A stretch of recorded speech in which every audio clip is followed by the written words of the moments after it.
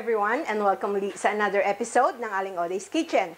Gagawa tayo ng isang kakaibang pansit na common na makikita nyo sa Tanza, Cavite. Ito ang pansit istasyon. And here are the following ingredients.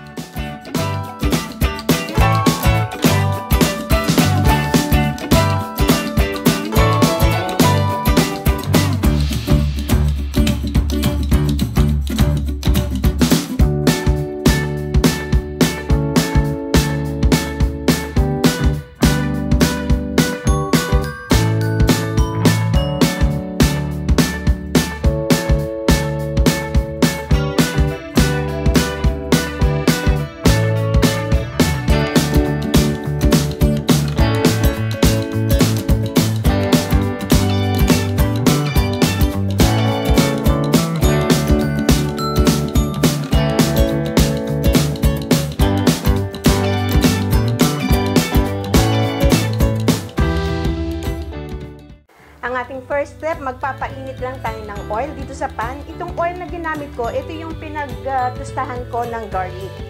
Magigisa tayo. Lagay natin yung onion at garlic. So, para ambutin lang natin itong sibuyas.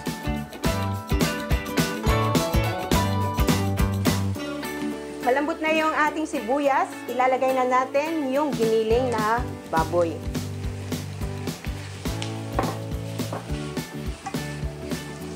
Papa-brownin lang natin to.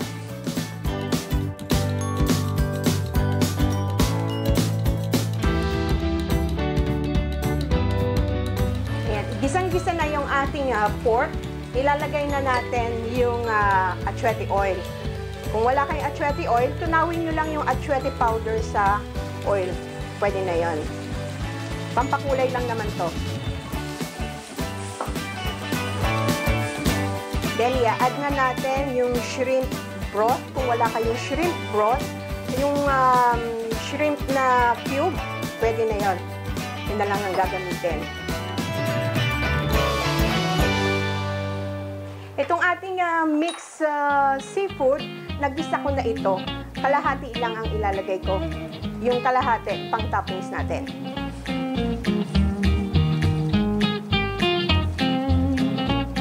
Yan. I-simmer lang natin to for about 2 minutes. After 2 minutes ng simmering, i-season na natin to ng salt. Adjust nyo na lang according to your taste. And pepper. Tingnan lang natin ulit. Yan lang natin munang isa lang ito for about 5 minutes. Yan. After 5 minutes, natikman ko na ito. Nanta natin. Kung medyo matabang sa inyo, pwede kayo maglagay pa ng patis. Dahil meron tayong mixed vegetables, medyo malansa siya, lagyan ko lang ng lemon juice or calamansi. Pantanggal lang ng lansa. Then, ganitong meron pa siyang mga sabaw. Ilalagay natin itong crushed chicharon. Pang-absorb siya nung sabaw. And haluin lang natin to. Hintayin lang natin to hanggang matuyuan. Yan, natuyuan na yung ating sauce. Pwede na ito. Switch off na natin. Then, mag-proceed tayo sa ating next step.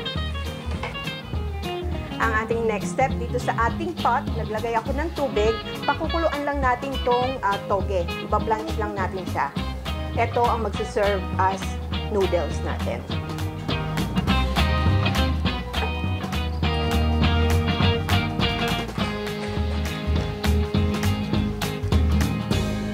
Pakuluan lang natin to for about 2 minutes.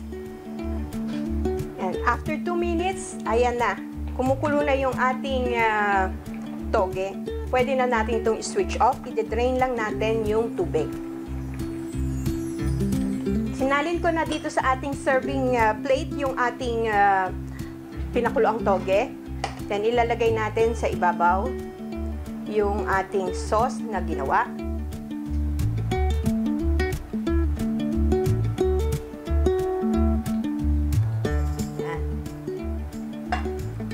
Lagyan natin nung nagisan nating mix seafoods. Ang talagang nilalagay nila ditong pork, yung adobo. Kaya lang wala akong adobo. Ang gagamitin na lang natin ngayon, itong nilagang baboy. Yan. At kailangan din to ng kamyas dahil wala akong kamyas. Lemon lang din ang ilalagay natin.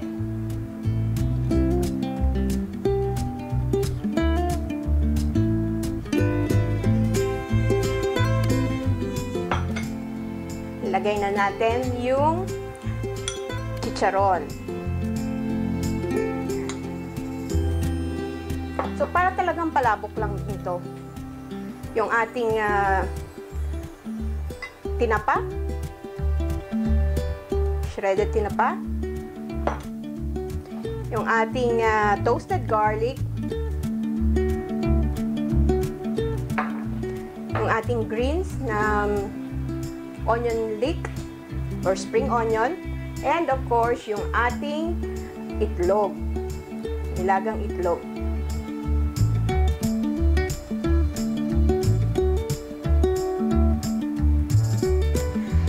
Ito na ang ating kakaibang pansit na pansit estasyon na usually makikita sa Tanza, Cavite. Sana magustuhan niyo itong recipe na ito and share it with your friends. Don't forget to give us a thumbs up and subscribe to my channel. Ako po si Aling Oday. Magkita-kita ulit tayo sa aking susunod na video. Salamat! Bye! Manan natin.